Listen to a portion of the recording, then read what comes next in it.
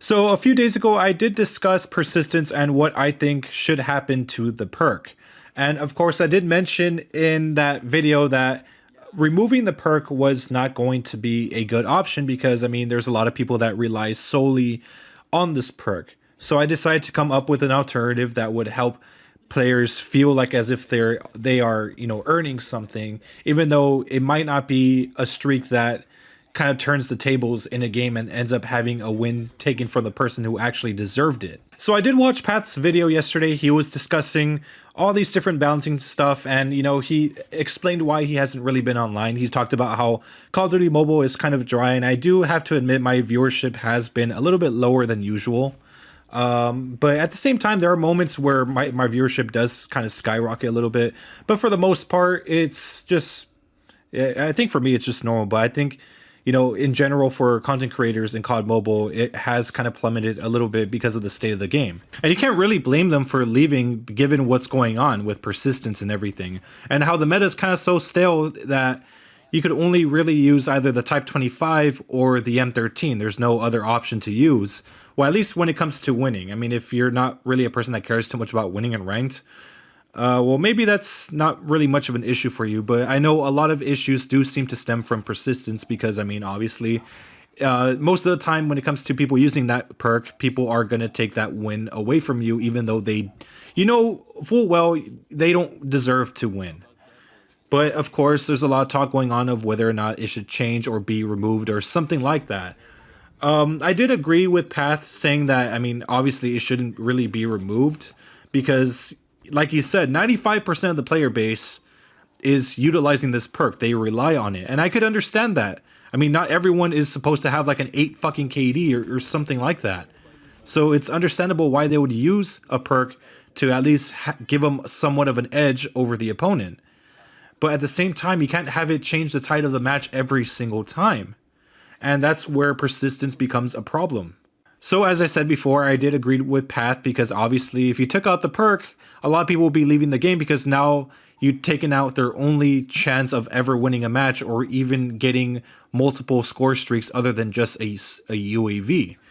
So like I said, I understand why it's in the game, but I mean, it doesn't mean it doesn't have to have any modifications made to it. I did have a discussion with my friend Magnus, and he pointed out, he actually made a very, very good point that persistence wasn't really much of an issue back then because we didn't have a lot of score streaks that had no counters to them. I mean, attack choppers, VTOLs, stuff like that can easily be taken down by launchers or even EMPs.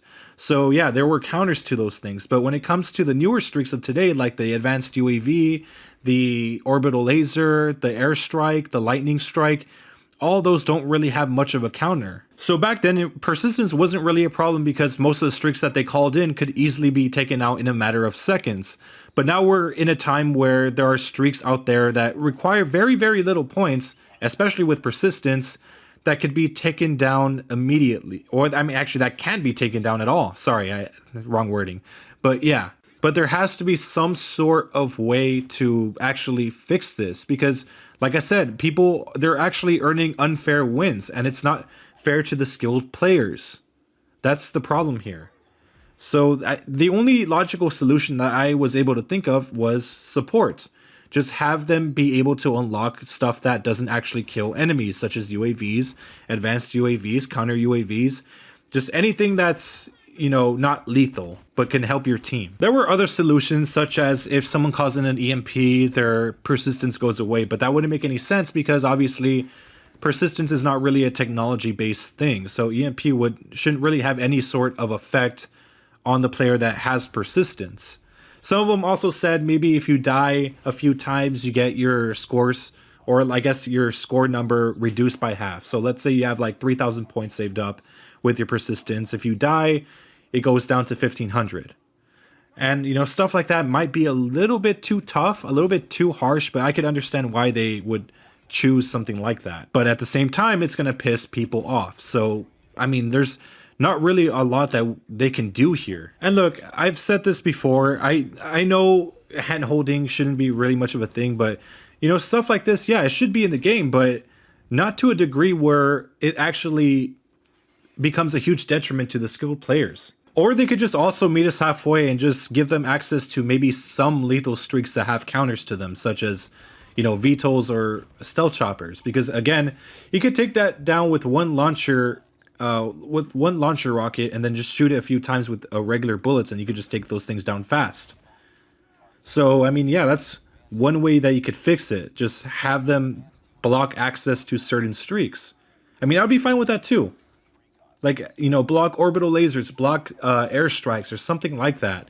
Something that doesn't give them an unfair edge over the players. So, yes, I mean, you have to, like Pat said, you have to look at it from a developer's standpoint as well. Because, yes, you want to make some adjustments, but you don't want to remove the perk entirely, thus having a lot of people leave the game because they can no longer earn a win. So I could understand. They're trying to please both sides of the spectrum. But, now that we're done discussing persistence for a bit, let's talk about the K9 unit. Okay, so now that we're on the subject of K9 unit, obviously a lot of people are not happy with this specific operator skill. I mean, for the most part, most of them are well balanced.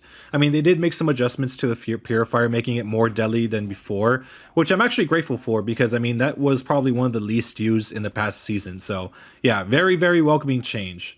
But for the K9 unit, there's there's a simple solution to fix this.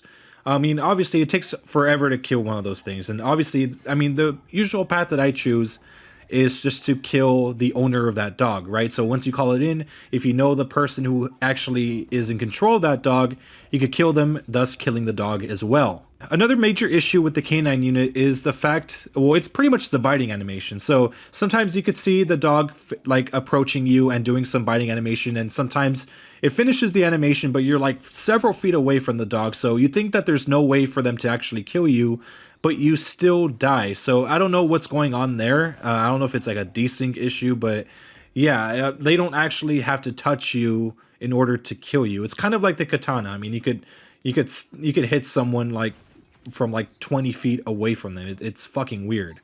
It just doesn't make any sense. And one of the biggest issues is that there is actually no counter to the dog whatsoever. In Black Ops 4, when that dog Juno was there, I mean, obviously you could use cold-blooded to delay the effects of the dog. I think that's how it was, or I don't know if it really made you fully immune to the dog. I think it really just delayed the time that it would notice you. So yeah, you had time to get away or just to shoot it down. But yeah, there was some sort of counter in some way, shape, or form. But here, there's just no counter whatsoever. And that's something that needs to change. There has to be a counter to almost everything. I mean, even with Purifier, if you use a Flak Jacket, you're going to have reduced damage. Stuff like that. Everything needs to have some sort of counter to it. Also, keep in mind, yeah, you would say, oh, why don't you just use the kinetic armor? It doesn't work because it just pierces right through the kinetic armor and still kills you. So really, there's just two simple solutions. Just have cold-blooded counter it and just lower its health just a little bit. And that's it. That's all you have to do for the K9. It's not too much to ask. So now let's move on to the topic of the bots. So this is something I didn't really think I was going to discuss because I think I just assumed that I was beating a dead horse at this point. But this really needs to be brought up because it kind of makes you wonder why they're not noticing the bots in other maps. So what happened was that in the QA, they did say that they were going to fix the bots for Hacienda because apparently there was something wrong with them not noticing you. And I'm just like, yeah, that's fine and dandy. And they noticed that strange behavior, but them looking you through walls, them, headshotting you on the foot, that's just completely normal to you. So them just simply sitting still is strange behavior, and I could understand that. But how is it normal for them to shoot you through walls? And this is not something that happens like very rarely. This is something that happens all the fucking time.